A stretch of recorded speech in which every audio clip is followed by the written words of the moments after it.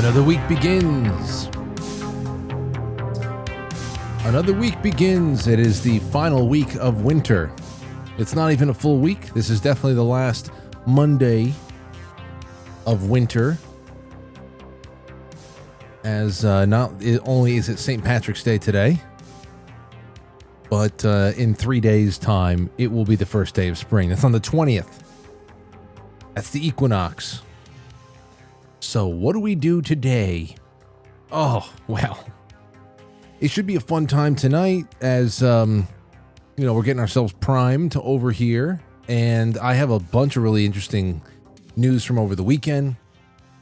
We'll get into the grab bag in just a bit, but in the middle of in the middle of the actual main show, what do we have? A little bit from France. Somebody in France said, "Hey, we want the Statue of Liberty back," which I don't even care about the Statue of Liberty too much, to be honest. There's way too many people out there who think that the Statue of Liberty is law or something like that. It's like legislation. And then we have the Autopen. Trump, Biden, and the Autopen signed pardons. Are they void? Right across the board? We'll see about that. We also have some, very measured and rational responses from Reddit on the issue by way of libs of Reddit. I like that. Whatever major stories pop up, I should always have as an accompaniment libs of Reddit's screenshots from how the most mentally well of all of us are taking it on that side of the internet. And then we have a little bit more. We have an announcement that I'm going to slip into tonight's show about the JFK files.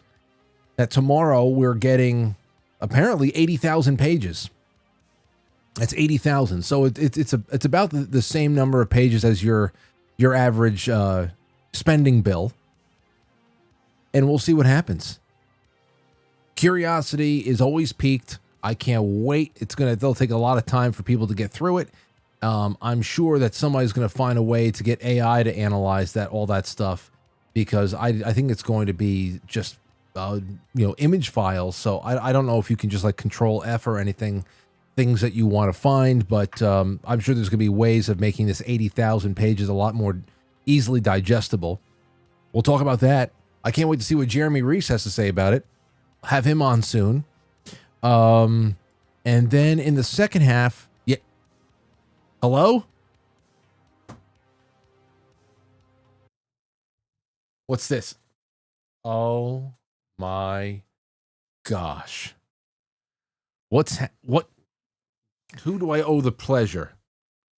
Today, I want to show you guys something. What are you going to show everybody? I'm going to show you, it's a regular brush. Guess what's on the back? What's on the back of the brush? Who's that? Is that Moana? Moana. Oh. And Moana too. Oh my gosh. Yeah, the camera's right there. Wow. You really did it. Good job. Good job. Stock just went through the roof. So, so what's going on? You're going upstairs? Yeah. And something special is happening. Something special's happening? What? Yep. Take a bath, get cozy in my pajamas, and then... Talking to the microphone. And then what? And then you go in my bed. You and Mom are hanging out in bed? Okay, don't brush my microphone. Jeez. I don't have any hair. Don't brush my hair. Thank you. Brush my beard. And my mustache. Thank you. And my nose. You can definitely brush my nose. Thank you so much. Okay. Not handsome at all. I know. She wants me to be handsome, but I'm not handsome at all. That's what she just said. Well, maybe one day. You are handsome. Okay, say good night, everybody. Good night, everybody. Have a wonderful evening, Aurora. I hope you and Mommy have a very, very, very, I don't know, a very fancy time upstairs. Okay, close the door, please. Thank you for visiting. Yeah, close the door. Thank you for visiting. Love you. So, she's going up early. It's 7:05. Must be tired because I brought her outside running. We did a lot of running today, and she skipped a nap. Want that kid to be tired. Anyhow, well, welcome, and that's what we have going on tonight. Oh, that's right. The last thing I was going to do outside of the JFK thing was there's a video. There's a video of a, I guess, an educator, a teacher, who was putting out a call, a very concerning observation of how dopamine addicted so many of the kids are because of the internet and social media and everything else like that. Now, this is something that I hope everybody can call in on, not only just educators out there or people who are in, because this has to do, it's not a generational thing, it has to do with everybody, because we're all going through the same things, only that the upcoming generations are at, those are pretty big developmental years. So a lot of us are actually being stunted in our older years, but what about them? What about them in these foundational years, formative years? So there's a lot of stuff that'll be going on tonight, and hopefully we can take all of your calls on the variety of topics that will be on the record at the end of all this. Sound good to you? Sounds good to me. Okay. So here we go. First things first, they got the stranded NASA astronauts. Well, at least they're not back home yet, but SpaceX has docked with the ISS, and the two stranded astronauts are very appreciative of all the efforts to put this long, arduous journey, I don't know, within sights of coming home. I mean, coming home is the last part of the equation, is it not? Take a listen to this. We're coming back before long, so don't make all those plans without me. We'll be back before too long. I can tell you at the outset, all of us have the utmost respect for Mr. Musk, and obviously respect and admiration for our President of the United States, Donald Trump. We appreciate them. We appreciate all that they do for us, for human spaceflight, for our nation, and we're thankful that they are in the positions they're in. So I don't know. Listen, there's always detractors when you get footage from the ISS or anything out of space. It's fake, and a lot of it does look fake. The docking videos, a lot of things just look like this is ridiculous. And then there's the question of, if it is all fake, what's it being used for? But I am just a quiet observer when it comes to this. I want to bring on some people who are familiar with these issues and the technology and the research and whatever. And I think that would be fun. But as a news item, this is something that's been out there for many months, and we'll see if they get back home all right. Hopefully they do. All right. And then, of course, in even bigger space news, what is it? SpaceX has said that they're going to be sending a Starship to Mars next year. 2026. The 250th anniversary of our Declaration of Independence, and we are sending a Starship to Mars. And from what I have read, they are going to put those Optimus robots inside of the spaceship, so you can take that to the bank. Let's see here. Elon Musk has confirmed that SpaceX Starship will head to Mars at the end of 2026. The ship will be carrying Optimus, Tesla's humanoid robot. The tech billionaire said that if all goes well, humans could be on the red planet by 2029, although he admitted that 2031 is more likely.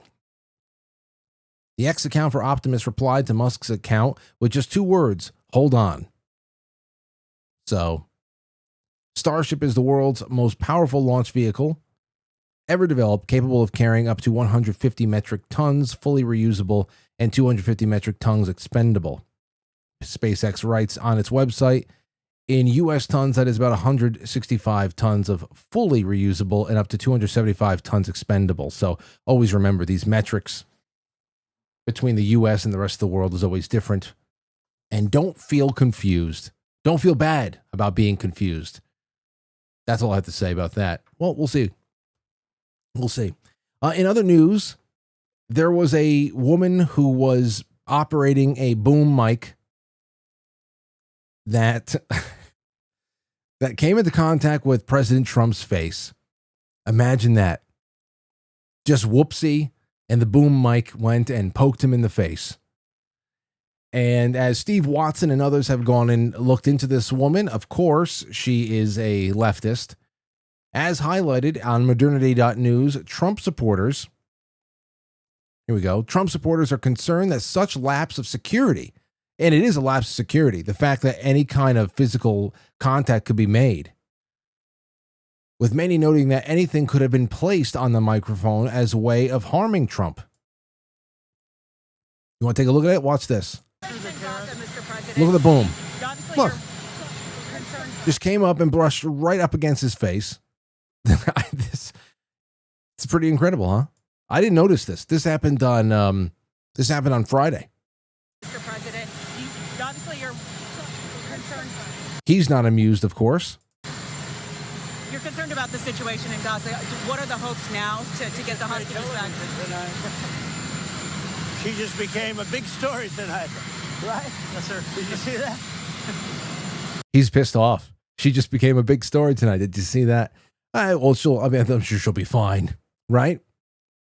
Anyway, the woman's identity remained unknown for 2 days before she was identified by Laura Loomer as NPR reporter Danielle Kurtzleben. Yes. Of course, the reporter who hit Trump in the face with a microphone looks like this. She's probably getting calls from all of her friends throughout the evening. It was me. It was me. She probably had the... She's type has a snort. She definitely has a snort. Loomer noted that Kurtzleben is a newly appointed White House reporter for NPR and a massive Trump hater, an LGBTQ advocate. No, really? She's got problem glasses. That's number one. Who once suggested during the 2024 campaign that Trump only spoke in Howell, Michigan because it has ties to KKK. So he got a microphone to the face. That happened over the weekend. Here's another thing that I saw. It's crazy. This is out of Connecticut. Out of Connecticut. A mother in Connecticut allegedly held gaunt stepson captive for decades before he lit a fire in the house to escape inhumane conditions, something out of a horror film. A Connecticut mother allegedly held her severely emaciated stepson in captivity for decades in something out of a horror movie before he set fire in their home to escape the inhumane and hellish conditions, authorities said. Kimberly Sullivan, 56 years old, was arrested Wednesday and charged in an unthinkable crime about a month after the shocking living arrangement was uncovered when the blaze erupted at the family's Waterbury house, according to police. Sullivan fled the home, and their 32-year-old stepson was later pulled out by firefighters on February 17th when he weighed just 68 pounds. He's essentially just bones. As he received treatment for smoke inhalation and exposure to flames, he told first responders he set fire intentionally in a cramped storage space where he was forced to sleep. I want my freedom, he said, explaining that he was held captive since he was about 11 years old. The explosive claims launched a probe by police and the Waterbury State Attorney's Office, which found the victim was in prison for more than 20 years and was starved, abused, neglected, and faced inhumane treatment during that time, police alleged. The victim was emaciated and hadn't received any medical checkups or dental care in years, cops said. He told authorities that when he was a little boy living with Sullivan, his father, and siblings, he even drank out of a toilet bowl at times because he only got 2 cups of water per day, according to warrant affidavit obtained by WFSB. Also claimed to steal food from others and even ate out of the garbage due to his hunger in elementary school before he was pulled out, the doctors state. As a teenager and into adulthood, the victim said he was forced to use bottles and newspaper when he wanted to go to the bathroom. What do you mean newspapers? Like a dog pee on the newspapers? The facts of this case, quite frankly, that's actually in there. The facts are something out of a horror movie, Supervisory Assistant State Attorney Don Thurkleston said, according to Connecticut Insider. That is without exaggeration. He added the victim lit the fire knowing he very well could have died. At that point, jeez. So we will see what happens out of this case. I hope we get some updates on it. And geez, I just don't. Every time you think you have it bad, a story like this crosses your path. Always, every time, without any fail. Anyway, let's get this one started so we can get all the main subject matter on the table and hopefully start taking your calls. All right, ladies and gentlemen, we will be right back. Madam President, today is Tuesday and time for the flag salute. Mr. De Leon, can you please lead us in the Pledge of Allegiance this morning? Thank you very much, Madam President. It'd be an honor. I pledge allegiance to the flag of the United States of America.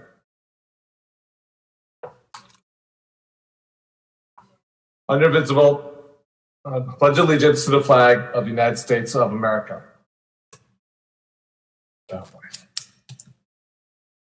For which it stands, one nation, under God, indivisible, with liberty and justice for all. Oof.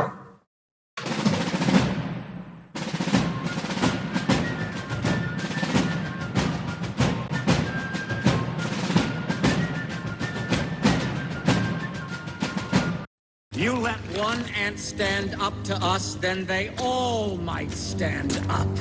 Those puny little ants outnumber us 100 to 1. And if they ever figure that out, there goes our way of life. It's not about food. It's about keeping those ants in line. That's why we're going back. Does anybody else want to stay?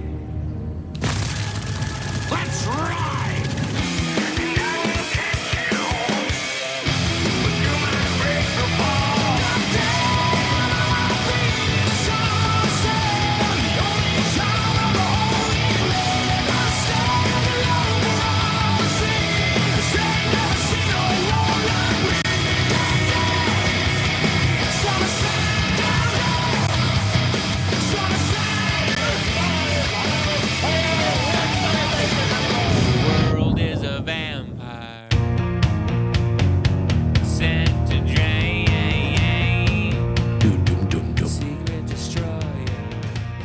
Yeah, I saw you guys talking about it in the chat room a little bit. The mother is already out on bail.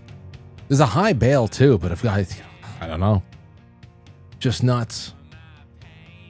Should probably maintain her innocence as well. Like, we don't understand. Nobody ever understands why you had to imprison somebody for 20 years and keep them under 70 pounds. So, welcome to the show. Hey, before we go anywhere, I got to just throw this out there. We've got today, it's St. Patrick's Day, and that is really what drives the main theme of the bulletin for the month of March 2025. And you got to get out and check it out. And I'm going to put one of the main articles up there right now. I had it on my to-do list for today anyway. Friday, we highlighted Jeremy Ryan Slate's article about the Ides. And today you got to check out Krista's article, 17 Facts About St. Patrick's Day and the Irish. It's a really good one. Really, really good one. Even just right up there with Salancha. I had a couple of really good Irish friends of mine from Yonkers. There's a great Irish diaspora in Yonkers, New York. And they told me, Frank, just say salon chair. I said, okay. So if you ever look at it, you're ever partying with your Irish friends on St. Patrick's Day, salon chair. Just throw it out there, but just say it a little bit more carelessly. That's all you do. Actually, I think it was last St. Patrick's Day. I was having a drink with King at a pub somewhere in Massachusetts. I forgot where we were. But that was a lot of fun, and you got to check it out because there's great stuff in here. Here's another one I like. Well, in Ireland, not Ireland, in Chicago, they turn the Chicago River green. It almost looks like what it looks, how the Colorado River looks like when the EPA has control over it. Remember when the EPA turned the Colorado River yellow? Whoops. Well, this is all intentional right here. There's so many great things on this list. I'm going to put it, you can go and find it All of the bulletins can be found on quitefrankly.tv. You hit articles on the top of the nav bar over there, and then you'll see the full complement of past editions of the newsletter. But I'll put this in the chat room right now. All the chat rooms. You guys enjoy yourself. It's a great time. And I already put it into the Telegram. So please indulge. Nice little light reading. And we always send the best. So we're already working on April's edition. That'll be nice. My birthday month. It's Lauren's as well. But it's a big one for me. Anyway, we got a big birthday for the United States coming up next year. And what is France, at least what one guy in France want to give the United States for its 250th? It actually wants an Indian give. The Statue of Liberty. So they want to give a little Indian giving going on there. I know that's politically incorrect in itself. From France comes a call for Trump's America to return Lady Liberty. You got it. You got to be there tomorrow. Freak. Here's why it won't happen. I can tell you why. Because who's going to go through the rigmarole of taking that thing apart to send it back to France? So what? They can turn it into a migrant camp? A copper migrant camp? They're going to put new copper roofs on all their migrant camps inside of Paris? Get the hell out of here. I don't even care about this damn thing. Seriously don't. But it's not going anywhere. Hey, America, give the Statue of Liberty back to France. So says a French politician who is making headlines in his country for suggesting that the U.S. is no longer worthy of the monument that was a gift from France nearly 140 years ago. As a member of the European Parliament and co-president of a small left-wing party in France, Raphael Glucksmann cannot claim to speak for all of his compatriots. But his assertion, and isn't France like the home of the medical passport? This is one of the places that they're testing this stuff out, being able to enjoy a full complement of French civil rights as long as you had an injection passport. Wants the Statue of Liberty back from the United States. But his assertion in his speech this weekend is that some Americans have chosen to switch to the side of the tyrants, reflecting the broad shockwaves that U.S. President Donald Trump seismic shifts in foreign and domestic policy are triggering in France and elsewhere in Europe. Yeah, I know. When we take a pro-war stance during the Bush years, continued throughout the Obama years, everything else like that, when we're taking a pro-war stance where we're toppling all of these countries around North Africa, the Middle East, you name it, that we're the evil empire and all that stuff, and they can't stand. They didn't want the Statue of Liberty back then. You think that they'd be asking for it back then? We want the Statue of Liberty back, but send it back to us. So we start withdrawing a little bit from the battlefield, just a little bit, showing intention to stop fighting in at least certain theaters around the country, around the world. And that right there is a reflection of our commitment to being aligned with tyranny. They're just stupid people all around. But it's communications for stupid people. That's really what it is. So what do you think about all that? Might not even be worth a thought, to be honest. Here's another thing that was pretty big news over the weekend, getting around. Trump declares Biden's Autopen signed pardons void. 10 days or so ago, after Heritage Foundation's oversight project disclosed that nearly every document bearing former President Biden's signature during his first term had been signed by an Autopen, except for one. Questions arose over whether executive orders and pardons could be deemed invalid, as we noted that Biden's staff likely leveraged his rapid cognitive deterioration to sign those documents via Autopen. Overnight, President Trump declared that the 11th hour pardons, including those given to members of Congress who investigated the January 6th insurrection, were void, vacant, and of no further force or effect because of the fact that they were done by Autopen. Some of those last-minute pardons, including deep staters such as former Representative Liz Cheney, retired General Mark Milley, and government scientist Anthony Fauci. The pardons that Sleepy Joe gave to the unselect committee of political thugs and many others are hereby declared void, vacant, and of no further force or effect because of the fact that they were done by Autopen. Trump wrote on Truth Social. You want to hear about this? Oh, wait, hold on. He says, in other words, Joe Biden did not sign them, but more importantly, he did not know anything about them. And I believe it. I believe it. Perhaps he had a little bit of, well, he commented directly on Hunter, right? But everything else, I mean, this must have just been like, hey, rubber stamp as much as you can. The necessary pardoning documents were not explained to or approved by Biden. He knew nothing about them, and the people that did may have committed a crime. Here's the full statement. The pardons that Sleepy Joe gave to the unselect committee of political thugs and many others are hereby declared void, vacant, and of no further force or effect. Now, just the act of putting this out there got a lot of people saying, really now? Because, you know, it's going to have to go to some kind of a court. Probably it's going to be adjudicated. No doubt it'll be challenged. Who knows how this stuff is going to work? But the idea that he's standing there and he's saying that the people who have been given these sweeping pardons that started, covered everything that was known and unknown over the last 10 to 12 years. Interesting stuff. Very interesting. And the fact that he wants it all gone makes people wonder what exactly we're being freed up for. Is there actually going to be some responsibility for actual treason? I know there's a lot of people out there who are, trying to figure out what treason is and, what country we live in, and therefore what behavior justifies treason going in which direction. For a lot of people out there, mostly the average Democrat, they see treason as going back to constitutional order because the nation that has been built on top of the old republic is America now. So there's that. In other words, Joe Biden did not sign them, but more importantly, he did not know anything about them. The necessary pardoning documents were not explained to or approved by Biden. He knew nothing about them, and the people that did may have committed a crime. Therefore, those on the unselect committee who destroyed and deleted all the evidence obtained during the 2-year witch hunt of me and many other innocent people should fully understand that they are subject to investigation at the highest level.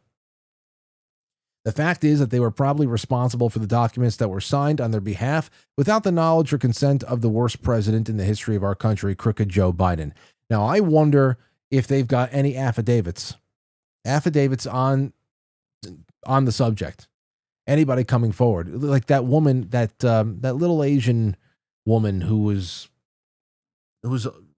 she was on the Sean Ryan podcast weeks ago, and she was just pretty much talking about the summer of 2024 and what was going on in and around the time that Joe Biden was being forced out, and the people who were managing the entire thing, managing the ouster, and the people who were trying to keep Joe Biden in place, namely his family, and the access that Hunter Biden was getting, even though he had no security clearance and things like that, because it was a family interest to keep him there, even though he couldn't function physically. And he hasn't been able to function for years now, but they wanted to try to see if they can keep him alive physically for 4 more years, just so that something, I don't know. So I wonder, because there's already been people who are comfortable enough talking about just how bad and unethical and illegal things have been getting managed. Because when you talk about somebody like Hunter Biden sitting in on those staff meetings, that's not legal. Something like that's not legal.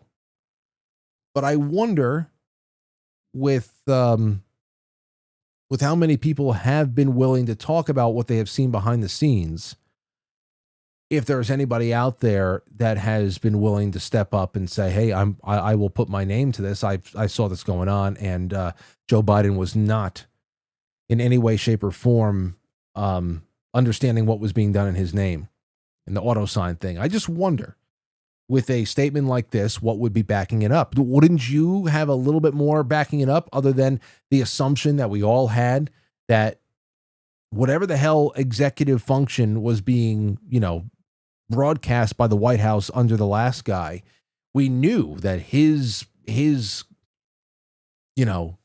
stamp on it and his involvement was limited. So any one of us could have made this statement fairly confidently, But if you want to put it out there for real, you'd think that there is going to be something backing it up. So I'm interested to see what happens. Hold on, Leah. A reporter says, are those Autopen pardons from the former president now null and void? Let's see here. Wait. Oh, whoops. My bad. My bad. Tool was playing. Here we go. Autopen. What did I click? Here we have it. Are those executive orders, those pardons from the former president now null and void? Somebody just asked, are they now null and void? Well, I think so. It's not my decision. That'll be up to a court. But I would say that they're null and void because I'm sure Biden didn't have any idea that it was taking place. And somebody was using an Autopen to sign off and to give pardons to, as an example, just one example, but the J6 unselect. Okay, so he's saying a lot of what we just read. It's bad audio, so they're on a plane. I just wonder if, so he mentioned court right there. If they're expecting court, then I'd have to imagine that there's something that's going to be presented as evidence of that, aside from assumption. You know, and whatever testimony's already been out in the public about the state of things inside of the Biden White House. So we'll see what happens there. Now, as far as the Trump posting on his untruth social, that's straight from Reddit. That's the Reddit take on things about the January 6th committee pardons being void. Here's a little bit of what Libs of Reddit has pulled together for us. I think it's just something to behold here, as always. So there's Donald Trump's statement about the pardons that Sleepy Joe gave or didn't give. And here's some of the responses. Here we go. Yes, this is a real post that he put out. Rich coming from the dumbass who pardoned everyone on January 6th without second thought. The whole point is he actually pardoned them. Whatever you think happened, or what do you think should not have happened with January 6th, the fact is he actually pardoned them. He was a real decision maker in the process. Not going to get into what January 6th was as an event again, but that's not what's going on here. I can't believe this is real life, someone else says. I'm convinced I died in 2020 and I am trapped in hell, says word of mouth. Yes, that might be it. Now, this is terrible. My mother died in 2020.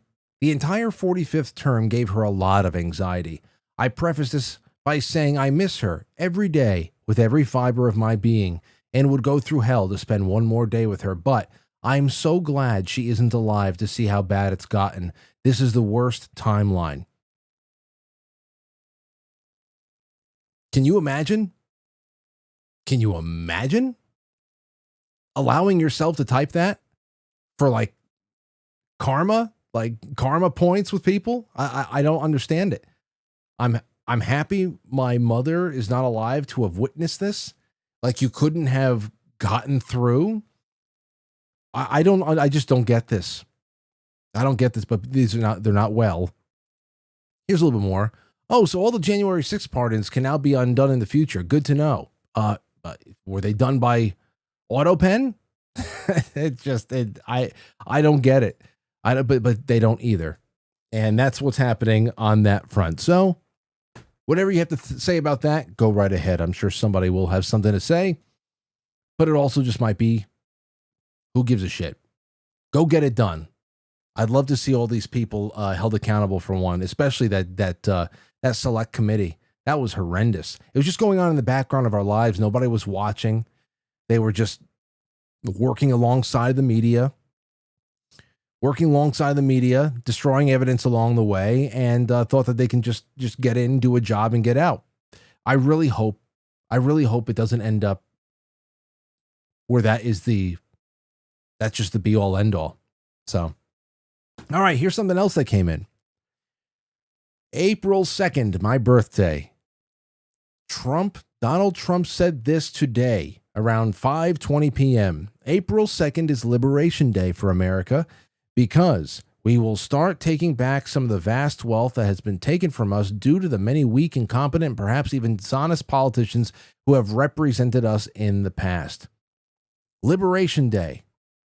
Now, I remember during that joint speech, that joint address to Congress, State of the Union, whatever you want to call it, him bringing up April 2nd as a day that is going to see tariffs go into place, that is going to finally level the game and even things out and really start the realignment, a major critical realignment of us economically and on a foreign level there too. But holy shit, I really wish, oh God, do I wish that I can get some of the money that I just sent to the IRS back on April 2nd. Wouldn't that be great? I wish it for all of you as well. I wish it for all of you as well. I've been holding back my vomit. I actually waited all weekend. I didn't want to write the check. Just like, no, just one more day. One more day. I'll do it on Monday. Didn't want to write the check. Oh, God, it's so disgusting. Now, I know it doesn't say anything about taxes over here, but of course, that I remember that April 2nd was going to be one of those things that was thrown out by Trump about tariffs. And from what I've heard elsewhere, that, you know, managing what we were doing trade-wise and tariffs and being able to make sure that we're bringing in enough through international trade to fund bigger portions of the government, which hopefully are going to be running a lot more lean after you find trillion-dollar mishaps and parallel operations that are being run inside of every ongoing program like Social Security, Medicaid, Medicare, you know, $7 to $800 billion a year, just off the top, that you can, if you can slim all that down and get it nice and lean and efficient to the point where maybe some of these tariffs actually can start funding the government again, and we can balance budgets, if not eat away at some of the $35 trillion worth of debt, whatever the hell it is, then perhaps we don't need to be taxed as much. And we could be put on a course for, I don't know, something that makes sense.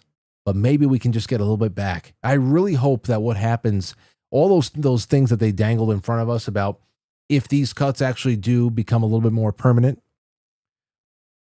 I really hope that it's not just about, I want everybody to get their piece of the pie back.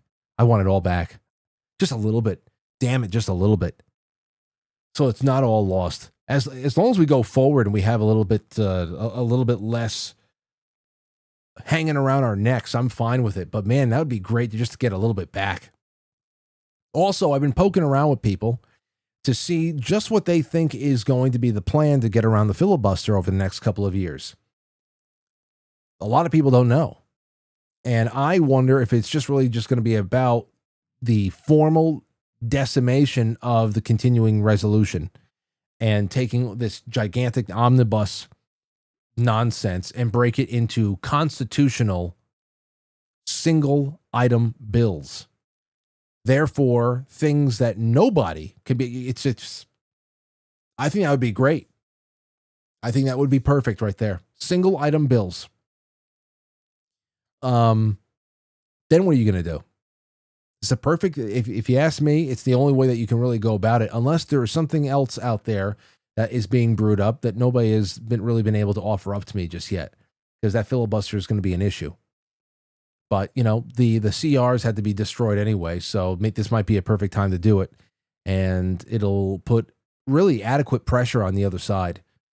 Because what are you going to do? You're going to say no to a clean funding bill for the military because another separate funding bill is not what you like? No, because then you're really playing hostage for no reason. It's a lot easier to take hostages when everything is jammed into the one thing, you know? It'll also be awesome to have all these things broken up so Congress is constantly in session, debating and up all night, working through these bills and actually doing work, because then it's less chance for someone like Jasmine Crockett to be on MSNBC, you know, bobbing her head around.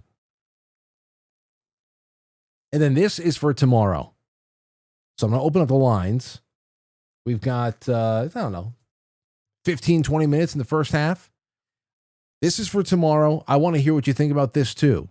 JFK. We have a minute and 30-second C-SPAN clip over here. Take a listen to it because it's going to be a pretty busy day tomorrow. And I guess considering the size of what is going to be released, it's going to be a busy couple of weeks, months, etc. But while we're here, I thought it would be appropriate. We are tomorrow announcing and giving all of the Kennedy files. So people have been waiting for decades for this. And I've instructed my people that are responsible, lots of different people, put together by Tulsi Gabbard.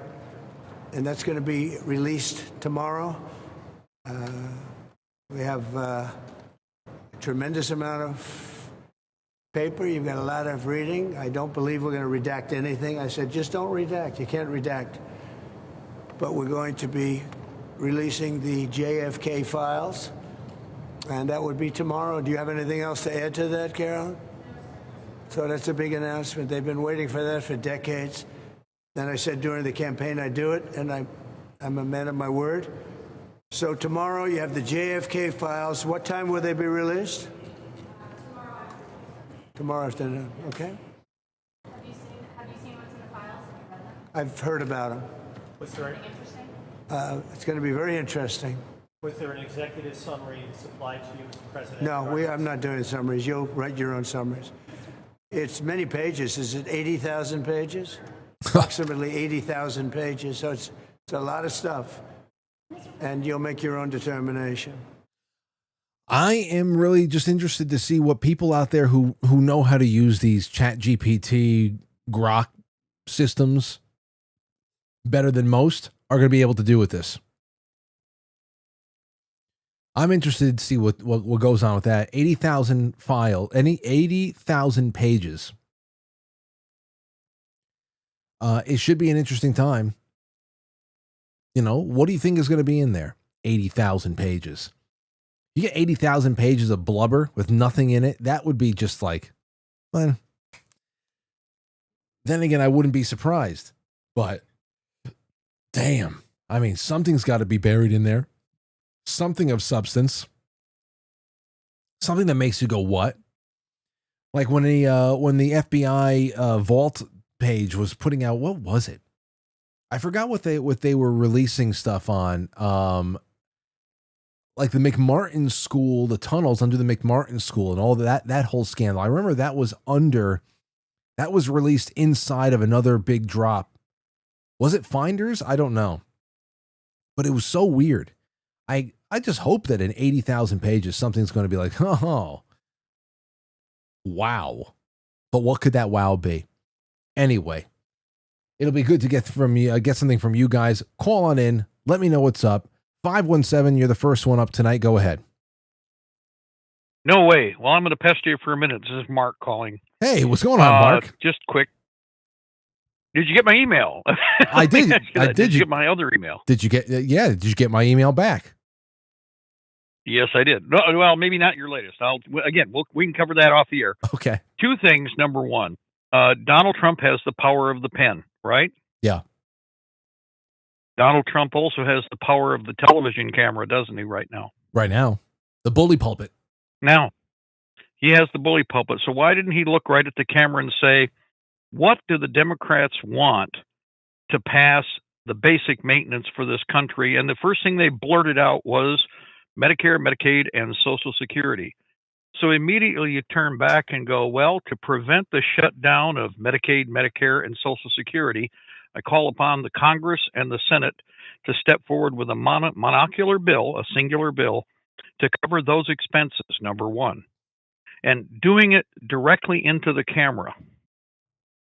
Now, let me ask you, how long do you think it would take to actually pass a piece of legislation like that? Because it only has to go through committee.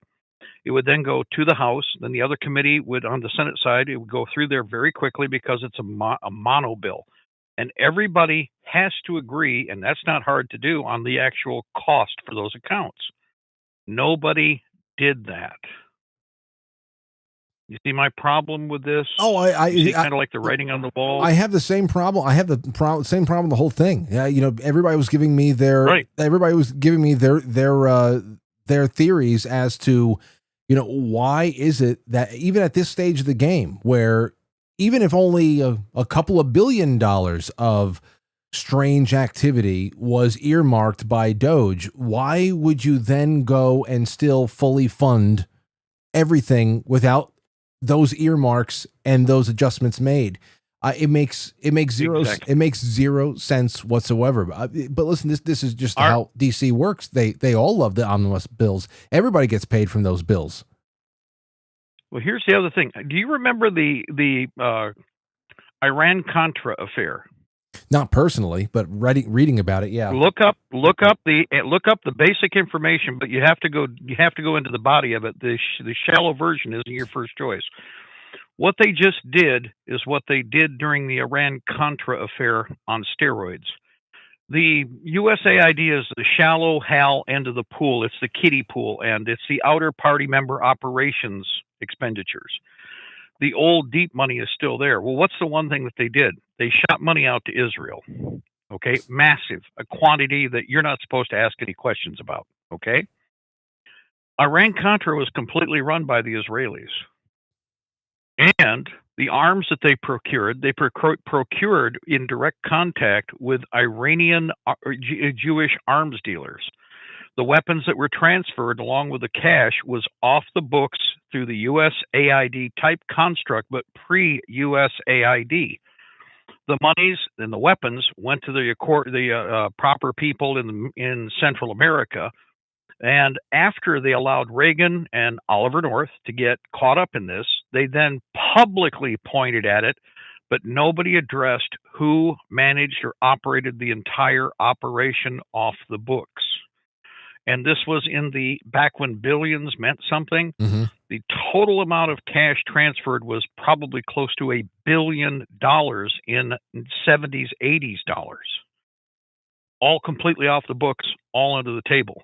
What they just did with this 6-month mass package was shift the money. Rather than using USAID, the account money went right to the Israelis who were running most of these operations. They will dole it back out to the critical real activities, the core activities, in addition to the old money from the old dope trade, the old slave trade, and the old child flesh blood trade. And they're going to move this right back. In other words, there'll be no hiccup in what your enemy's operations have been doing and are going to continue to do. Because I just explained how you could have done this. He has, like you said, the bully puppet. Yeah, puppet. Yeah, well, that's another thing. The bully pulpit in that, yes, you could look right at the camera. Let me give you an example of that same period of time. Ronald Reagan did exactly what you see Donald Trump doing right now. He looked right at the camera. He talked right to the people, and he asked them to act. Do you know that after the assassination attempt, Ronald Reagan was only covered by one network at a time when he gave any presidential address if it was live? Only one, and they took turns, ABC, NBC, CBS, and CNN. I didn't know that. Why'd they do that?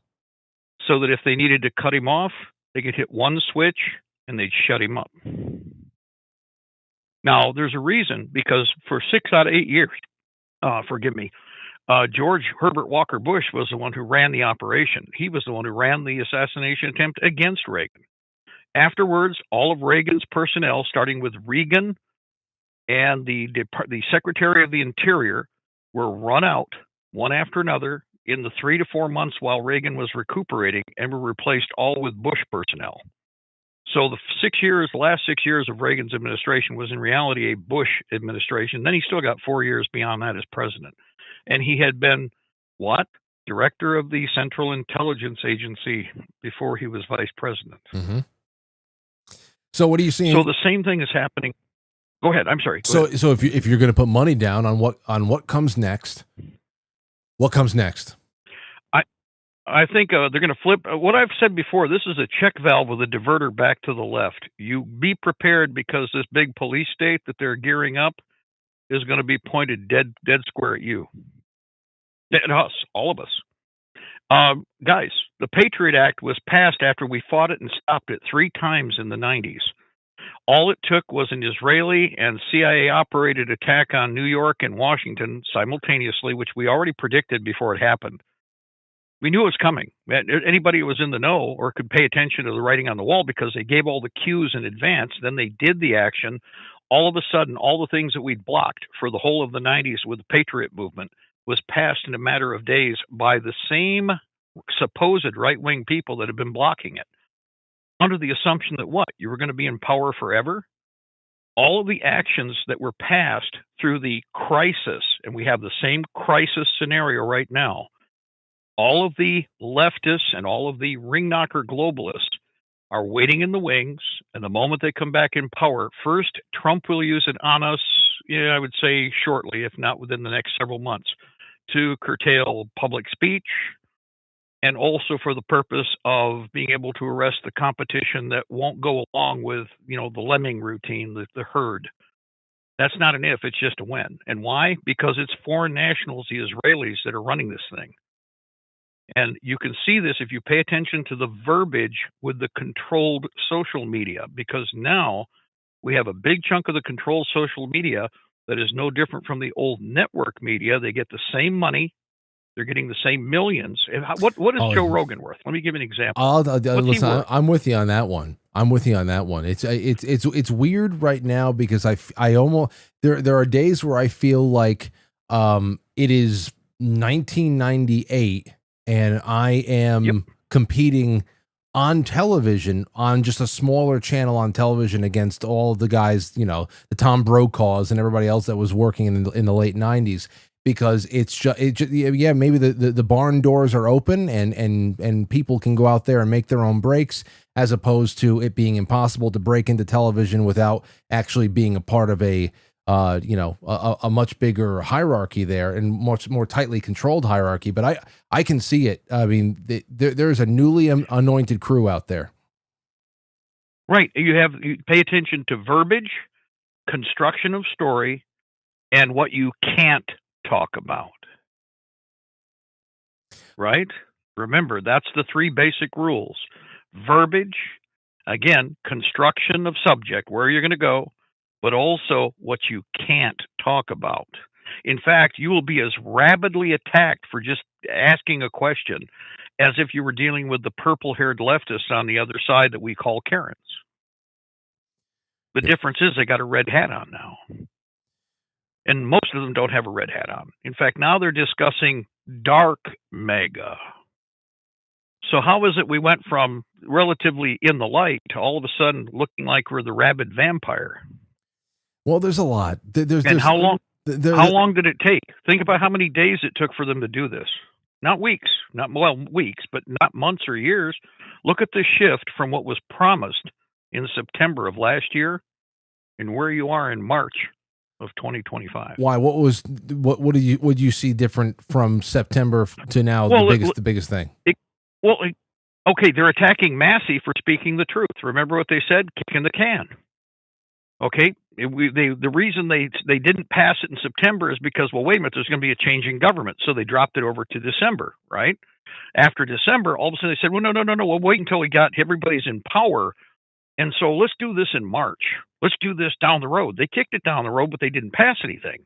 Okay, so we got to this point where, like I said, Donald Trump has the power to look right at the camera and demand. And what could they argue? You're telling me that the Social Security and the Medicaid and Medicare are in trouble?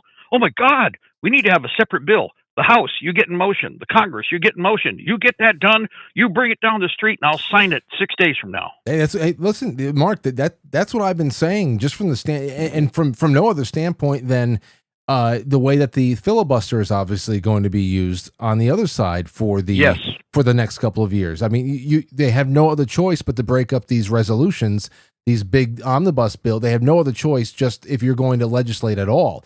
Because you're not going to find 60 votes to get over the filibuster. So I'm with you on that. Just from a practical standpoint, it needs to be broken apart. Well, here's the thing. Somebody just said, we lost me with Massey. Massey is the only one not owned by AIPAC. Everybody else is. One of the people in the scroll there. Here's how it works. Massey, I don't care who it is he supported. Ron, okay, you know what Massey is today? What Thomas Massey is, if you've been around for 50 years? And I've been around for 66. Thomas Massey is the Ron Paul of this age. Ron Paul did exactly what Massey did every year, year after year, in front of the House in public session, and repeated it despite however uphill he had to fight. And the difference is his name isn't Ron Paul, it's Thomas Massey. And all of a sudden everybody's bitching and pissing about that because of the conditioning of the controlled new media. Because if you step back and listen to what he's saying, how is there any, there is total common sense to what he's saying. In fact, everybody, guys, this isn't new. We've been arguing this for 30 years. They've been kicking this can down the road and piling this debt up. We were fighting this when it was, hold on, listen up, guys, 2 trillion. 2 trillion, not 32 trillion, 2 trillion. And Ron Paul stepped up and put on public record. You can go in year after year. He stood in front of a blank camera, an open house session where everybody's just standing there putting it on record. Most people would throw the papers at the secretary and walk away. Ron Paul and several others, Jim Jordan does the same thing, will read their postings into the official record so that it's double tapped. You won't find the rest of these parasites doing anything like that. They're lazy bastards. That's why they don't want the single bill. What was the first thing they said? They didn't want the single bill because they'd be there till 11 o'clock at night. I know, too. It's just oh too my much. God. Well, listen, we have to work. You bring it up. You bring up a great point. We were talking about this all last week when all of the Massey stuff popped up, because it defies logic that even if you found $5 billion, that was obviously either a complete mistake at the worst. I mean, at the best, and an absolute scam, criminal run operation at the worst. Then it should not be included in the next spending bill. And the fact that there was absolutely no deductions, I don't know. It just doesn't pass the sniff test for me. Regardless of who's standing in the way and who says yay and who says nay, that makes absolutely no sense. Right. It doesn't make any difference it doesn't make any difference. You like the person who made the statement. The statement's correct. What do you think about? There's people that are going, well, Massey's a rhino. There's somebody just posted there. Really? Let me point something out. Everybody used to say that Ron Paul wasn't a proper Republican because he wasn't going along with George Herbert Walker Bush. And George Herbert Walker Bush was a stinking rhino from the get-go. And everything that I've seen Massey post isn't any different from what I've seen. In fact, guys, I don't have to say it. You can go back and look at it. The arguments are sound. It doesn't make any difference. Even, in fact, it'd be amazingly enough, it'd be nice if somebody else stood up. But you never see anybody on the other side stand up and say anything like that. In fact, not in my whole life have I ever seen that. But what few people have, when you're attacking the person who's actually pointing to the naked emperor, because that's what this is the equivalent to. The emperor has no clothes. How dare you say that? How dare you? How dare you? My demagogue, you're my demigod? You're going to challenge my demigod? How dare you? And the fact of the matter is we should be speaking up more. Supposedly, we do all have the bully pulpit. Well, if I have a little variation on the game, so be it. Well, and either way, I'm sorry. I understand you're trying to get it all in before you go live at 8, but I gotta get out of here. Yeah. I appreciate the call, Mark, and I'm looking forward to getting, like I said, please respond back to me so we can actually set something up and have a nice retrospective, because I want to go back to the 90s with you. You talk about the Patriot Act being defeated a number of times prior to 2001, and it makes me want to talk about just really how big the militia movement was in the 90s. And I'm learning about that a lot lately, going back, and because, I just wasn't socially conscious at the time, but these are the types of things I want to know about, because I know that you were out there in the middle of it all. And yeah, get back to me and we'll set that up. Absolutely. Keep doing the good work. Keep it up. And guys, pitch in, help out on this program. God bless. Well, thank you, Mark. That's very nice of you. Now, here's something with Massey. I don't know what is being. I mean, there are people saying, and I put this aside too, that Thomas Massey is not necessarily completely devoid of Israeli-linked money. Now, as far as if there's any kind of political pressure put on him by the state of Israel, I don't know, through one buffer or another, I saw that Thomas Massey, biggest donor based on available campaign finances, Jeffrey Yass, billionaire co-founder of Susquehanna International Group. Yass has contributed significantly to Massey's campaign, both directly and indirectly. Let's see here. Where's the rest?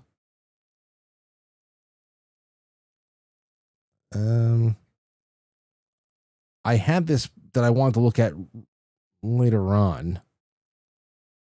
I got to get this here. Hold on. You know what? It's 8:00. Let me go on a really quick intermission. I'm going to scan through this because I made some highlights, but the highlights have disappeared on my highlight, my little highlight plugin I had over here. So let me find the spots that I wanted to throw out there. One way or another, it doesn't matter how clean he is.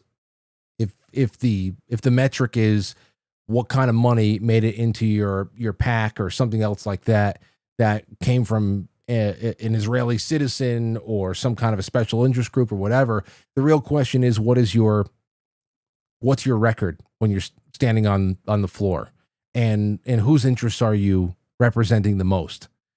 And regardless if he was an opponent to what was being described last week or not, I had the same questions. We earmarked already a couple $100 billion already. Why is it getting fully funded? We at least take that off the top. And why not break this down? Who cares if you got to be in there late? Make sure everybody has Social Security, Medicare, the military. Put that together in one omnibus bill if you want, but leave all the other stuff out and do it one by one. Go and earn your keep. Earn your six figures while the rest of us get robbed. Anyway, we'll do that in just a little bit, and we'll take some more of your calls because I want to talk about dopamine, this dopamine story as well. I'm sure that's going to inspire a lot of you to pick up the phones too. At least I hope. We'll be right back. Don't go anywhere.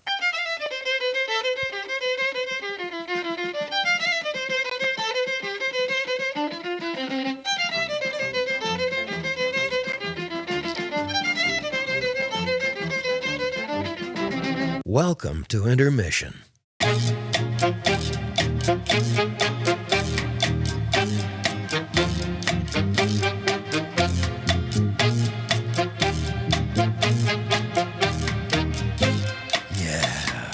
Intermission.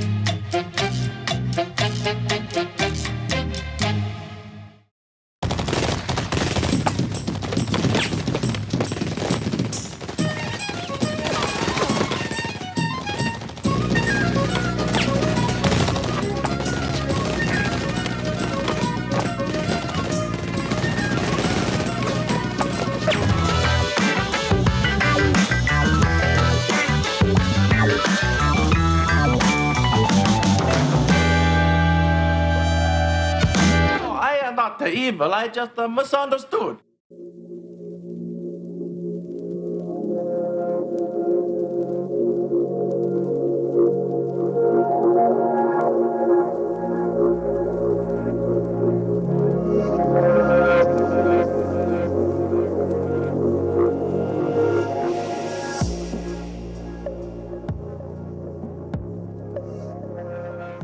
Okay, so this was sent my way. And, we have not really dug too deep into it. So I'm just going to put it out there and whatever. Jeffrey Yass, billionaire co-founder of Susquehanna International Group, has notable connections to Israel through his philanthropy and political funding, particularly supporting right-wing and pro-Israel causes. He has been a major financial backer of the Kohelet Policy Forum, an Israeli think tank that has played a significant role in pushing libertarian and conservative policies, including judicial reforms under Prime Minister Benjamin Netanyahu's administration. These forums, which aim to weaken Israel's judiciary, sparked widespread protest before October 7, 2023. Yas's contribution to Coalet, a channeling through entities like Claus Foundation, where he served as a director, are estimated to be in the millions, though exact figures are not fully public due to the opaque nature of such funding. Additionally, Yas has supported a pro-Israel initiatives between 2014 and 19. The Claus Foundation donated $7.9 million to Jerusalem Online University, an organization promoting educational materials with strong pro-Israeli bias. So I mean, this comes, any money that came to Massey through this guy, obviously makes people say, okay, well, maybe he's not totally untouched by any kind of, Israeli, pro-Israel special interest. But at the same time, like I say, I don't screech at the sight of at somebody who supports the state of Israel. I don't screech, especially when it comes to someone like Massey, who, like I said, when it goes to the floor, he makes stands that go in one way or another, and it doesn't seem like whatever this guy's influence with the money may have been, doesn't seem like he's actually going along with it. I don't know. So again, it's all minor details compared to the main thing, which I honestly don't care anything else except what money's being rubber stamped and approved, and why the hell are you not trimming the waste that you're already identifying? So I might have been a no too. I don't know. Or I would have at least have liked to made this a little bit more public. Like, what is the strategy? Bring this out to the public. Ask for a breakdown of individual bills. If we need to spend X amount until September to get us through, what is the plan for September? That's not just going to be we just have to get through to January, and then all of a sudden it's the midterms, So this whole first year has been surrendered. Because what the hell are they going to do? Probably we're going to have some government shutdown nonsense, a big fight that's going to come up right there at knocking on the door of fall of 2025. And, we have to get through the holidays. We'll see. But anyway, here's something I just want to throw out there, and then I'll just take your calls on one thing or another. Jay Britz, first of all, says, "Hey, Frank, another superb Monday show. Thank you. Thank you, sir." KD33 says, "Frank," this was from yesterday. "Frank, are you familiar with the idea that some people are financially incentivized to leave malls empty and abandoned? I'm trying to remember where I heard the breakdown of this theory and wondered if it was your show. God bless, KD33. It might have been. January of last year, we did Memories from the Mall. I think we might have done a little bit on that. What the financial incentive of leaving these things just open were. We also did a little bit of a walk around certain abandoned malls and how it's really just like a time capsule. Crazy. I loved those episodes. The January 2024. They're actually they alleviated a lot of stress in January 24 because there were so many technical issues going on at the studio. And I had the new computer being built and all that stuff. We just decided, hey, let's just go back to the start with this stuff. And those are the first meaningful shows that we did over here at Studio B. We did a couple of weeks worth. I like that. So I would go check that out. January 2024. Memories from the Mall. See if there's anything on the financial incentives. All right, over on Quite Frankly Rumble. Let's see the Rumble rants. All right, first one up is Jay Semo. Happy St. Patrick's Day, Frank. Happy St. Patty's to you. Jay Semo again. Oh, happy St. Patrick's Day. Hey, would you blow me too? Says, if fraud vitiates everything, U.S. versus Throckmorton, 1878, any bit of fraud proven by Pervy Joe's administration means his whole time is fraudulent and null and void. Yeah. Well, I mean, it would definitely go to support that. If you're saying that is what...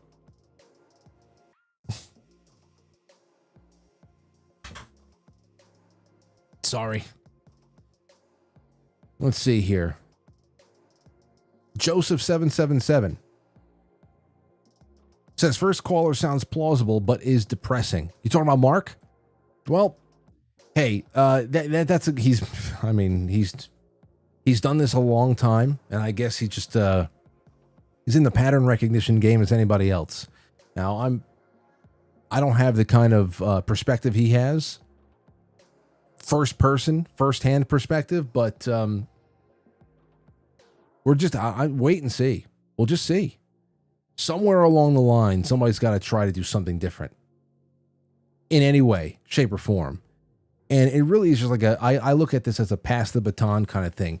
Is there anything net positive, no matter how small and thin that silver lining could be? Because then it's just who's going to step into the void afterwards. And if that's the case, then we just keep passing the baton. That's what I have to hope for. And of course, if we're left holding the bag at the end, what do I do? Put a smile on it? No. I have no problem taking an L and just finding something else to preserve our sanity and our integrity, our dignity, and just and going on from there. But we will see. Joseph777 says it would be nice if we can give the man who almost died more than 6 months before, more than 6 months, who almost died more than 6 months before we question his every move or lack thereof. Trump is still in the swamp and it's still full of vipers. Let him work. Hey, what is there else to do? What else is there to do? Yeah, let it work. Let it work through. We'll see what happens tomorrow. This might be an interesting time. And as far as the spending goes, I would like to see what I've been told by some people who are in the know and are tapped into something, and they are also very, very excited about what this means financially for everyday people. As far as financial autonomy and everything, that's all I care about. That's a wonderful first step. I would love to see it. Okay, let's see what else we have here on quitefrankly.tv. We'll go to the gold pills, and then I'm going to pick up your calls. Have a few coming in right now. 850, you're on the air. Go ahead, Brian. Hey, how you doing, Frank? I'm doing well, sir. It's good to have you back on.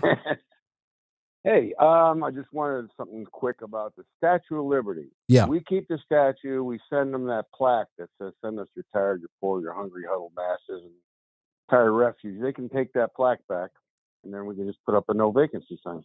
You know, that'd be great. I don't even care about replacing the plaque at all. That would be an awesome thing. How about we just send back the plaque? Yeah, that's what I'm saying. Just send them back the plaque. We keep the statue, and okay, you know, and I love seeing these Guatemalan guys getting shuffled around like animals in their tidy white in their whites and getting their heads shaved. I don't know if you've seen the video on that. You're talking about the gang members? Yeah. I love seeing them being shuttled around like animals to the slaughter. That's what they deserve. Well, you see, here's the thing. There's one of those stunning like side by sides is that if we go back 1 year to the day, and there are reports of these guys and other known members of their organizations that are taking over housing complexes in the middle of America. Like you're talking about in the far inside the interior, like in Illinois or Colorado and all these different places. I mean, a year ago, what was being done to mitigate that was the media was saying it was not happening. And if they couldn't avoid reporting on it, they say it wasn't as bad as people are saying. And the fact is that just 1 year later, these guys are having their heads shaved and they're being shipped to high security. Yeah. Guatemala. Yeah, that's it. Well, I'm fine with that. I had a Guatemalan kid that worked for me down in Florida when I was at a golf course, and he said Guatemalans love President Trump, and the president loves President Trump. So we definitely have somebody positive to work with down there in Central America. Well, it would be great because always remember that the real thing here that sucks the most about the mind games that we get thrown our way, whether it comes from immigration or I should say the migrant crisis in both sides of the planet, the different types of flavors they take on, is that at the center of it, the psychological warfare element of the whole thing that we've been talking about on this show for such a long time is that baked into the actual invasion is this whole defense, this psychological defense by the people who are orchestrating the invasion to make everybody feel like you are xenophobic or racist for not wanting this thing to go on. And also for those who are arriving, whether they be from Venezuela, Guatemala, doesn't matter where it is, they are also willing to smear an entire group of people from their, point of origin around the world.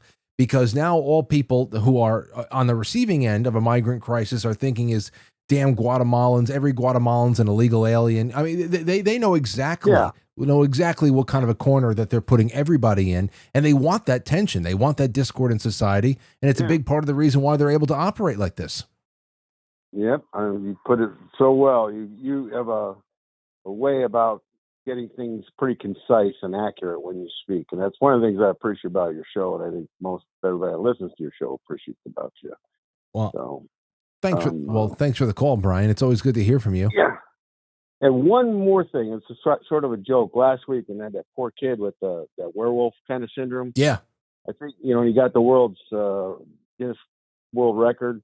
I think he beat out Texas Rep Al Green by just a hair. just a hair. Yeah. just a quarter centimeter. Yeah. He didn't even need a cane. That's anyway, great show, Frank. Talk to you later. Thank you, Brian. Yes. Hairy men. That's the thing that sucks the most. You think about that. I have no doubt in my mind that there's a lot of Guatemalans that love somebody who at least talks like Donald Trump, because at least it's you're getting politicians are going to screw you over.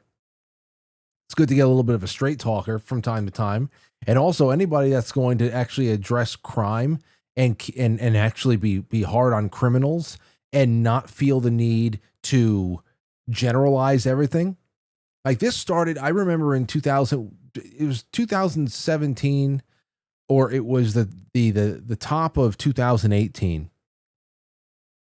where they were starting to put a lot of attention on MS-13 again, and the Democrats being really they're in the midway down the slippery slope of having to really just be on every side, the opposite side of every stance that Trump and any of his supporters take, no matter how debilitating an issue it is. That's where Nancy Pelosi and whatever, like talking in coddling ways about MS-13 members, like these angels, these little angels, and whatever the hell it is. It's just if I were Mexican, if I were Guatemalan, if I were coming from different parts of Central and South America, and the types of gangs and the types of criminal organizations, cartels that are at work in your home country, about them. You know what you wouldn't say in public. You know where you would not want to cross them or anything like that. And if you know that they have a presence in another country, would you really appreciate the domestic politicians in like the United States treating gang members that are bad news as if they were just, representative of all Guatemalans and whatnot? It's just one of those things. Everything that they do has a psych war baked into it. It's really paralyzing. Sean, thank you so much, Sean Joe, over on quitefrankly.tv. I don't recall 22. Thank you for the cookie. Safety Net 820. Blessed Day of the Green. Frank and Frankly family. One love. Lynn. Sea Blanche. Thumper Rose. Witchy Poo 22 and Chai Possum. You guys, thank you all so much. Let's go to Tom 479. You're on the air. Go ahead, Tom. Hey, how you doing, man? Is this Frank? Hey, this is the real Frank. Hello, Tom. Hey, I want to go on the light side and talk about Aurora and flying her around. I got a suggestion for you. Okay, go ahead. First time caller, but hey, make a chair set her in that chair, and you can carry her around until she's 120. What do you mean? Put a seatbelt on it. Hey, you got it. What do you mean with a chair with wheels on it or something? No, a chair you pick up. Look at those guns on you. You just pick that chair up, and you put it on your chest, and you walk her around, and she does the same thing that you do when you carry on her arm. Oh, I actually think it would be easier for me to carry her on my arm. I really do. Well, look, okay, put her in a chair until she's like 100 pounds, man. You can carry that chair all over the place. Yeah, you're right. It would be a little bit more bulky, though. I can just, I don't know. It would be.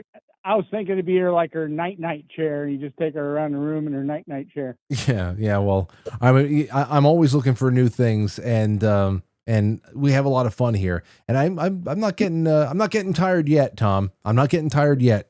I'll still be able, like I said, at least into 75, I can get one hand. So, well, I tell you what, I'm 64. My daughter turned 33. I couldn't carry her around, but I don't know. I'd make a hydraulic lift or something. Can you carry her on your back, piggyback style? I could probably do that. You got to try. You know what? Yeah. Don't. If you try, forget that I told you. I don't want to be the reason why she jumps on your back and blows out a disc or something like that. So just remember, if you ever do it, I'm curious as to what happens. Just let me know. But Frank didn't tell you to do it. All right. Trust your body. To go on the light side, and you have a great St. Patty's Day, and you take care. Thank you, Tom. And remember, trust your body. You know what you can handle. Oh, well, yeah. All right. See you later. Take care. All right. I think he can do it. I believe in Tom. All right. Let's see here. 315, you're on the air. Go ahead. Hey, what's up, Frank? How you doing, Russell? How'd you know it was me? Oh, I just know things. Go ahead. Well, I kind of agree with the one guy that called in earlier about the Statue of Liberty, talking about sending back just the plaque. Yeah. But actually, I think that Trump should have someone do a quarter scale model of the Statue of Liberty and put a real robe or toga on her and just put a big dick between her legs.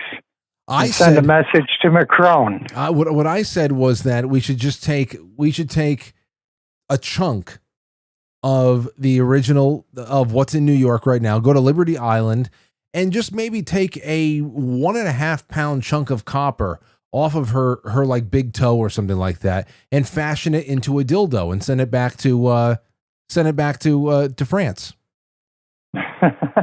I would commission that right now. I would do it. So take a 1.5 pound chunk of copper off of her big toe and send them a tiny little dildo. There you go. Yeah, that's it. Well, thank you for that, Russell. And Macron and his wife can both enjoy it. Oh, I'm sure of it. There you have it. What would you do? What would you replace so she's got the plaque in her hand. If you take that out, what would you do? Would you just drape? I mean, you have to add a lot more copper. You just put a lot more, like almost like the toga. Would it just be that she's holding a flap of the toga over the arm? Because if you remove the plaque, then she's got to put something in the arm. It's gonna be a little bit weird. So what do you replace the plaque with? I think maybe you can just extend the toga, perhaps. Sean, go ahead. I did not expect this. Happy St. Patrick's Day, Frank. Hello to you, my friend. I'm sorry? Hello to you. Hello to you. So my roommate V and I are both middle name Patrick, and we're very smosh, my friend. Always are. Eating the yeah, exactly. Eating the shepherd's pie. How's your day? Oh, so far it's been a very, very busy day, and I have still more to do in a little while. But oh man, I'm so happy to hear from you guys. I see you wearing your Callahan's auto parts. How many sets of brake pads you be buying? Oh, I don't know. I don't know, but they're fully guaranteed. All right, man. I don't want to tie up your line, man. Thank you for answering. Happy St. Patty's, man. You got to enjoy a car bomb. On I'll me. do one on the air right now. Oh, dude, I used to love car bombs. I expect nothing less. Yeah, exactly. Yeah.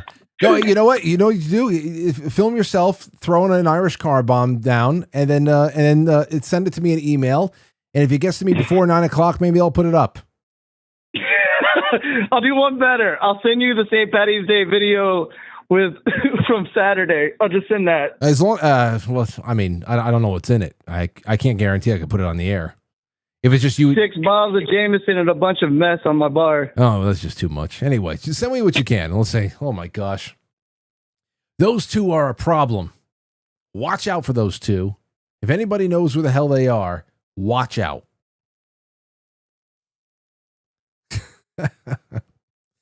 Oh my God. Here we go. Calma Caressimer. Calm Caressimer. Calm Caressa ASMR? Maybe that's it? Over on Rumble. Thank you for the heart. Heart over your way as well. I'm sending a heart back to you too. Thank you. All right. Oh, okay. 8:26. 8:26. Let's do this because we only have a half hour. Oh, should we? This is why I start getting into indecision mode because we only have a half hour left. To hell with it. To hell with it. We'll just do more later on the week if it needs to be said. What was that? Did I hear just somebody crying? Or was that a cat? I heard the cats fighting yesterday. The cats were really going at it with each other. It was a fight. It wasn't fornicating. It was a fight.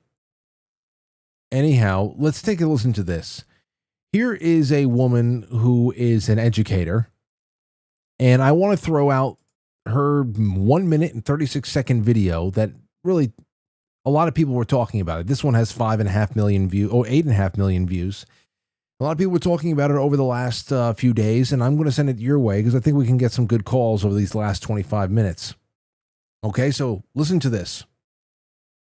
I think that you guys don't know what's going on in education right now. That's fine. Like, how could you know unless you were working in it? But I think you need to know. So here's exactly what it's like right now working in public education. First of all, the kids have no ability to be bored whatsoever. They live on their phones and they're just fed a constant stream of dopamine from the minute their eyes wake up in the morning until they go to sleep at night. Because they're in a constant state of dopamine withdrawal at school, they behave like addicts. They're super emotional, like the smallest thing sets them off. And when you are standing in front of them trying to teach, they're vacant. They have no ability to tune in if your communication isn't packaged in short little clips or if it doesn't have like bright flashing lights. That's actually the way harder part for me than just the outright behaviors, is just being up at the front, talking to a group of kids who have their eyes open, they're looking at me, but they're not there.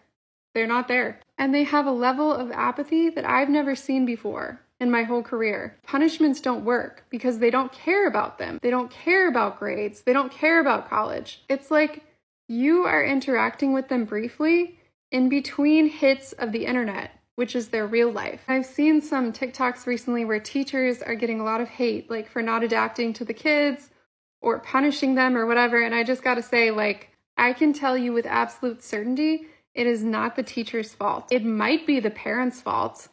It might be our capitalistic society's fault. Oh, God. But it is not the teacher's fault. Okay, well, I mean, everything into that last point. Never mind the capitalism comment. That's just first generation liberal teacher disability right there coming forward. She's disabled too. But I think this is more in line with what we spoke about with Jasmine Crockett's attack, especially on the free market. You know, she used the free market too to rationalize keeping foreign-born slave labor around, because what do? We're becoming a lot more pulled back, a lot more disengaged. And there is some cultural issues there, but this approaches it from a addiction standpoint, and perhaps there's a consumerism edge to it, but it's not like kids are addicted to buying stuff on Amazon. She's talking about being linked completely into a algorithm of content, of short little hits of content that have comment sections and have, it really is like a parasocial life that's going on in comment section. Who's liking this? Which ones of my friends liked it? Oh, I used to know that person. So it's a strange thing here.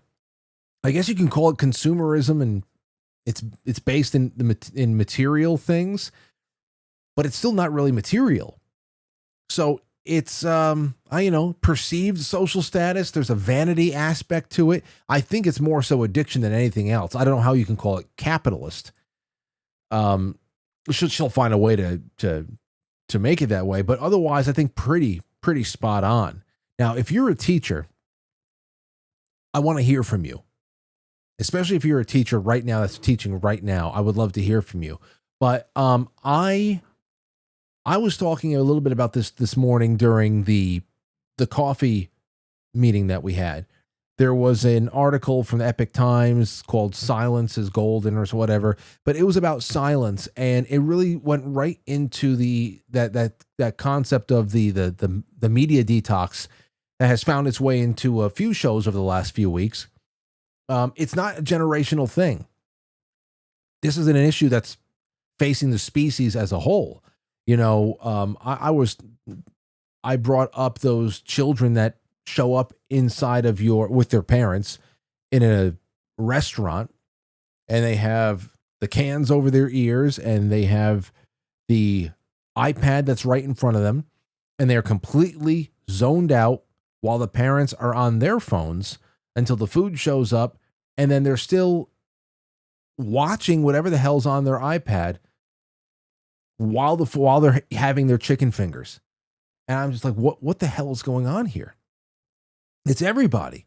Now, the problem with the younger generations, to me, is that they're more we're talking about formative years of,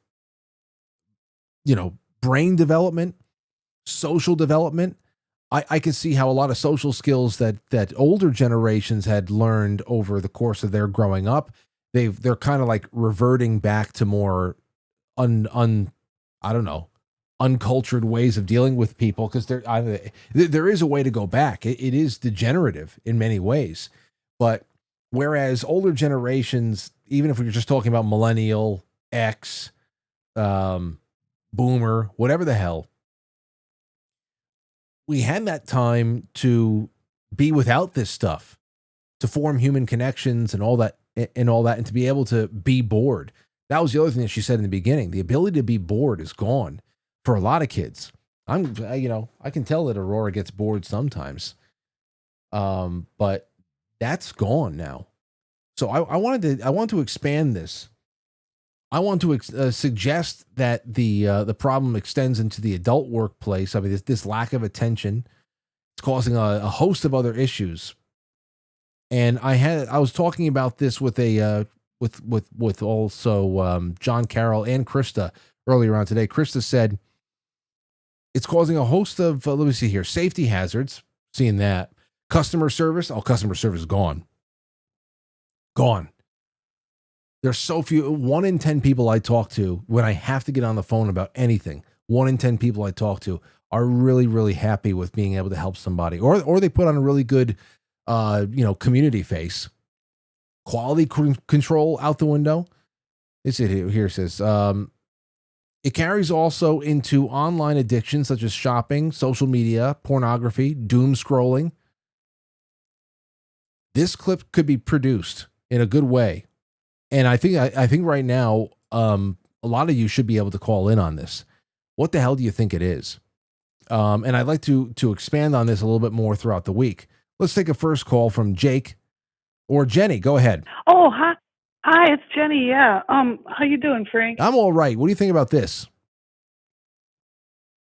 what do I think about? I can't even hear what you're saying because I have it turned down in case you'd answered the phone. Oh, I'm talking So about. I'm gonna have to replay it. Oh, okay. Well, then what do you think about anything? What do you talk? Oh, I called to tell you what I think we should do with the Statue of Liberty. Go ahead.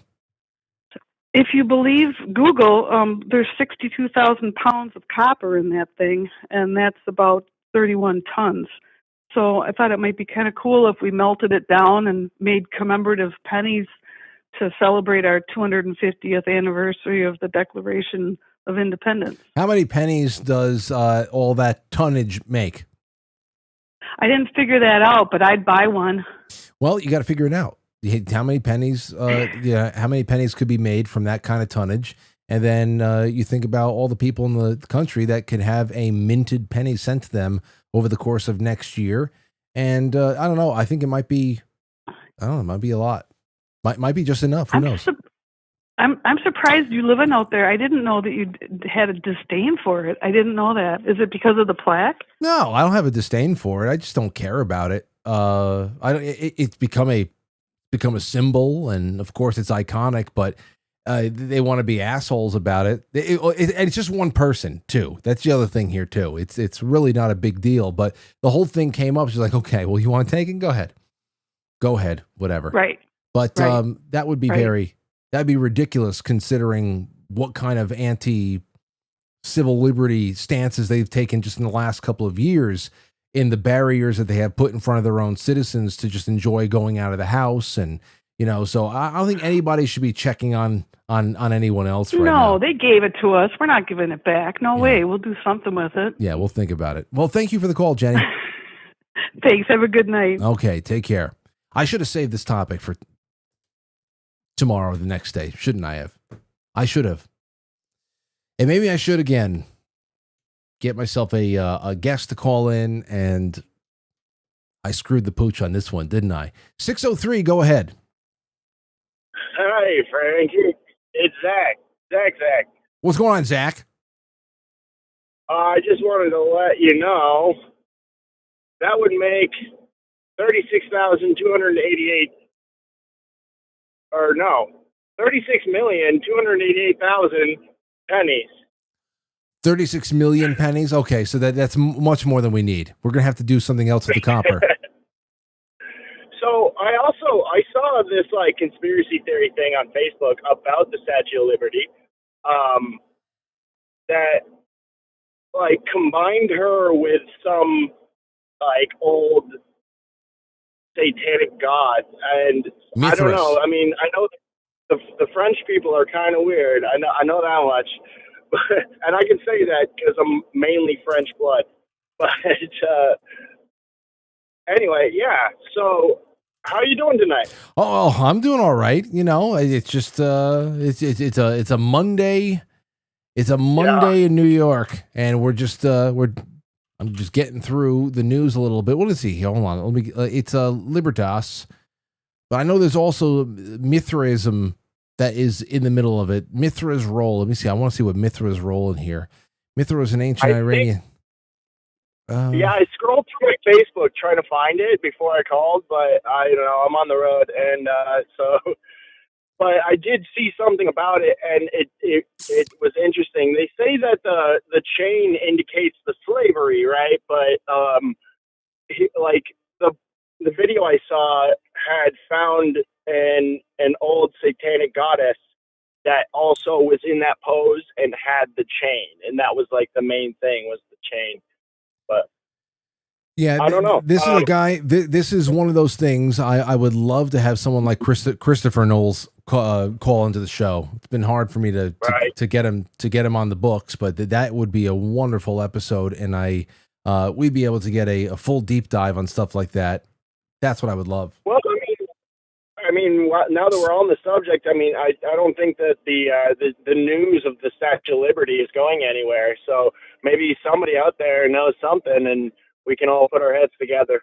But I also did want to say that my mother's a teacher. I have ADHD, and I can say that what she has said to me about students since the boom of smartphones is that everybody has the same exact type of of ADHD symptoms that she would see in me. And so I guess I started a trend or something, but Well, hold on now. How your mother is still working? she subs. She's 73, and so she subs for the local school system just because they need teachers so bad. So what she's seeing now in her substitution role is that the same kind of attention deficit issues that you had as a kid without any technology is a lot more widespread because of how people are plugged into devices constantly. And okay. And the ironic part is that they because I was difficult to teach as a child, I'll admit that. And one of their remedies for that was to try and put me onto like computer games. And like and this is Windows 95 we're talking, and like XP. And I'm 36, so I was playing Oregon Trail. I was in grade school. And so it's just kind of ironic how they were like, maybe we can maybe we can fix him with technology, but now technology is kind of doing the opposite of fixing everybody else. You know what I mean?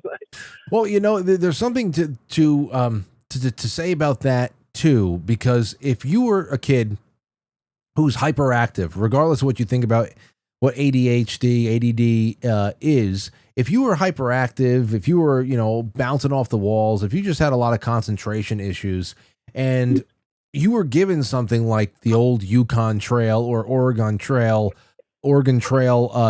video games or something like that, I can see there being a lot of value in that. Those games had you reading, you're following a storyline, you're involved, you're making decisions with money, you're making decisions with a whole bunch. You have to go out there. Obviously there's the fun stuff, like you have to go out there and shoot a rabbit for your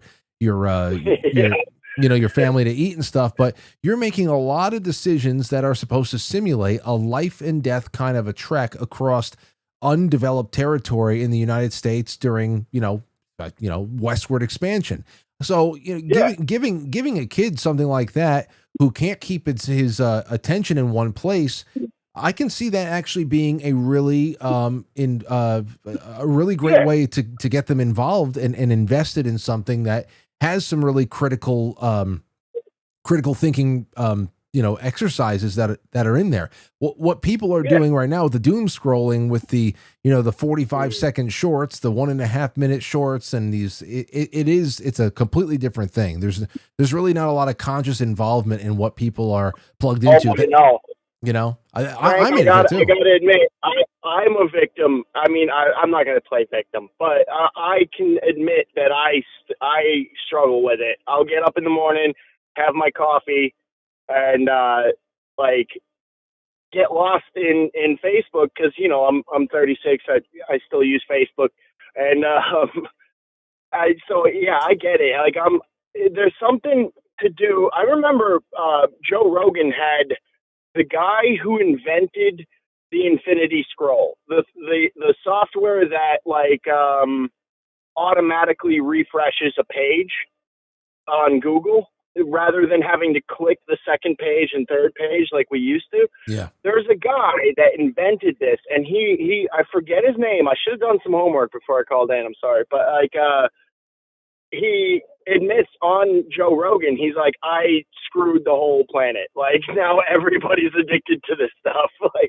And it really is because there is no end. Your brain thinks that there's going to be an end to it, and there just isn't. But to circle back to what you were saying, I mean, they got me into a game called Reading Rabbit. So it was different though, because when you had to actually boot up a Windows 95 computer, a tower that weighed 40 pounds, and you had to sit in one spot and focus on learning. That was one thing, but now that we we can just have these things in our pockets.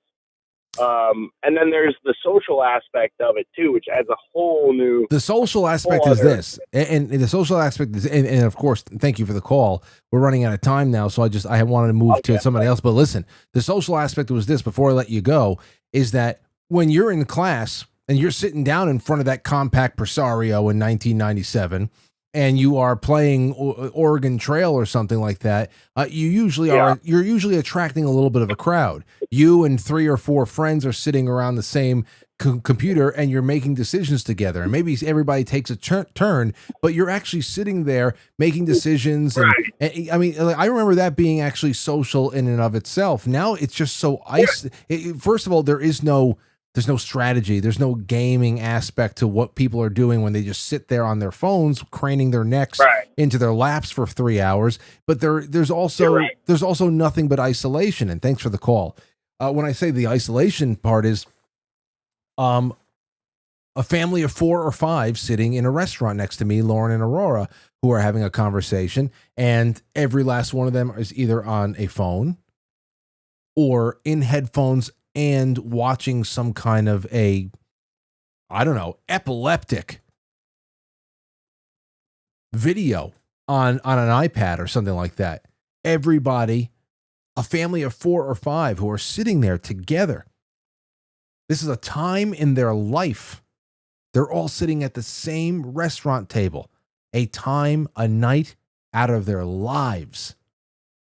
And they're all alone. Each person at the table is completely isolated from everybody else at the table.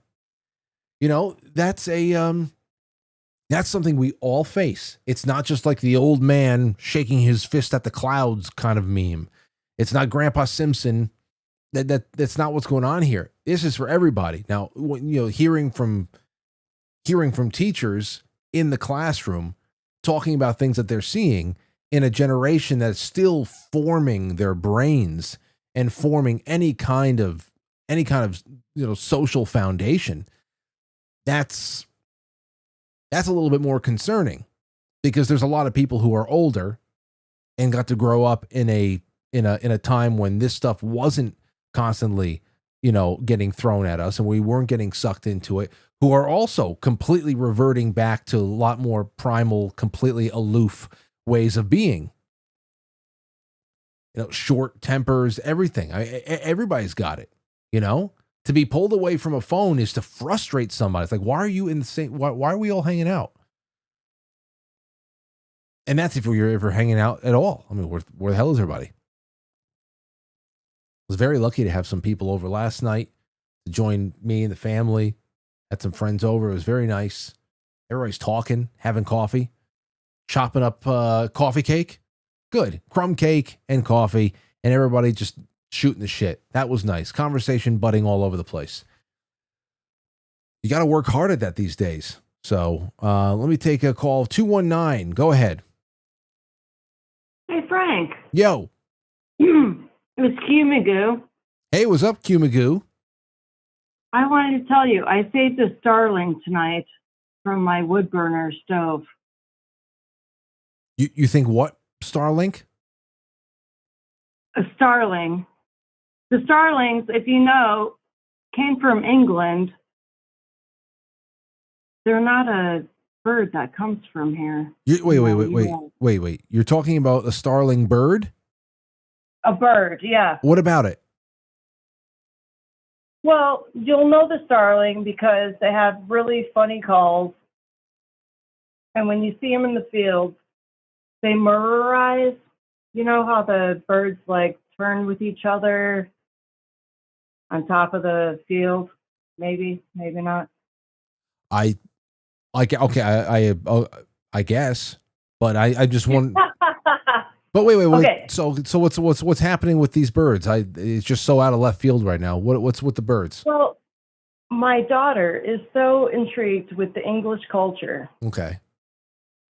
And she's in college, so it's really hard for me to tell her how much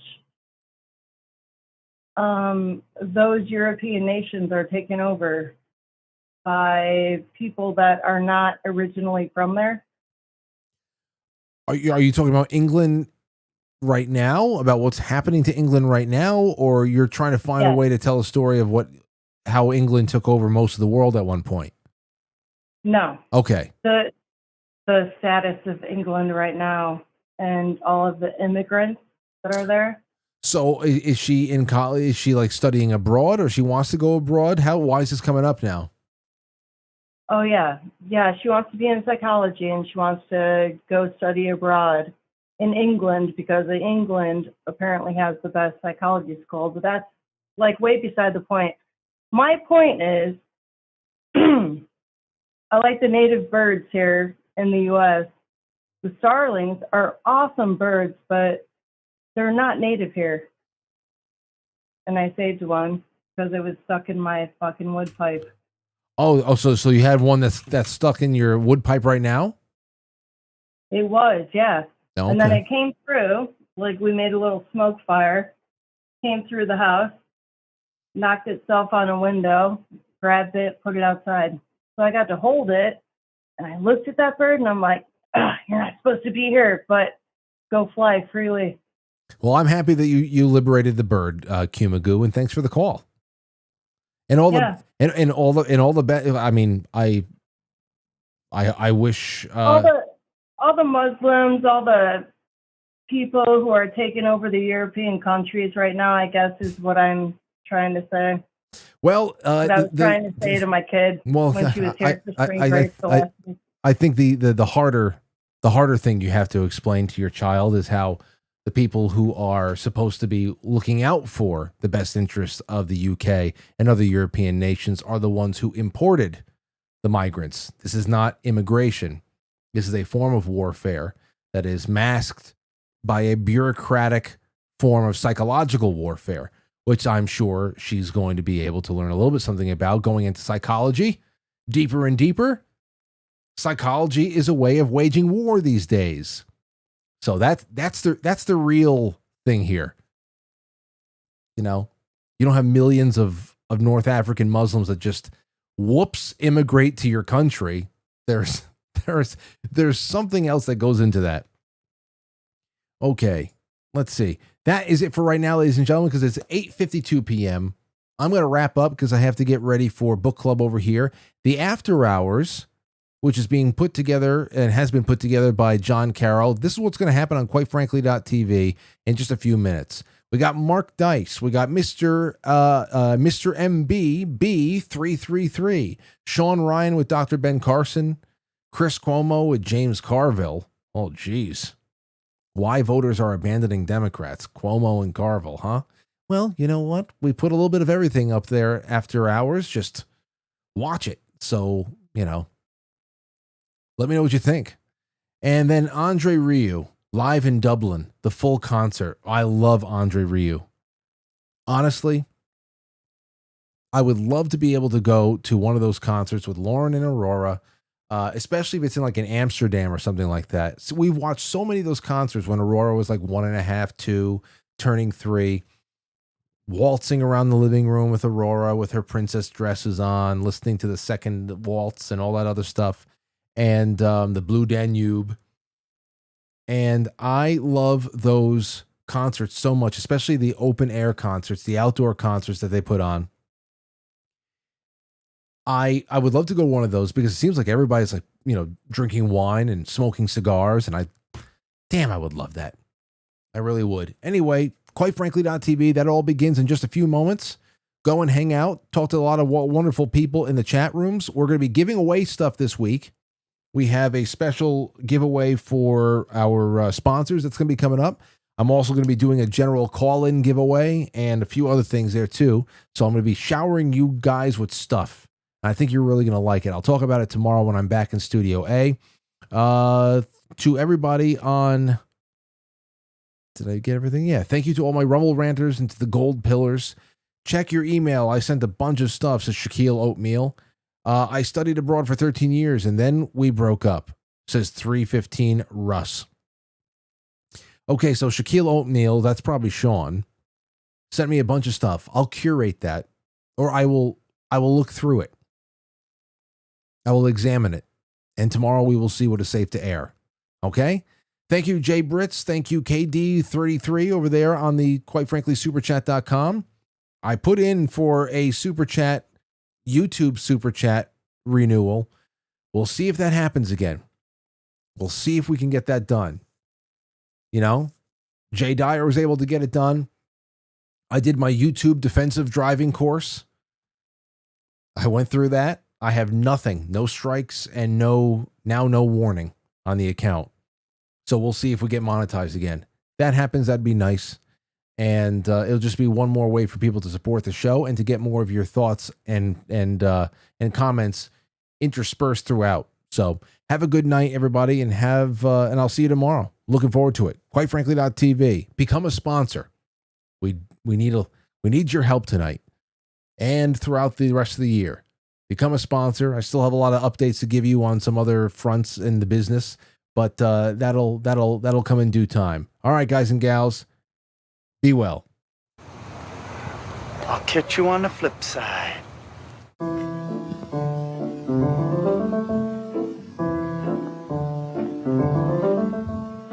Quite Frankly is filmed before a live studio audience, and now our super chatters, starring Jay Brits, KD33, all of our Rumble ranters.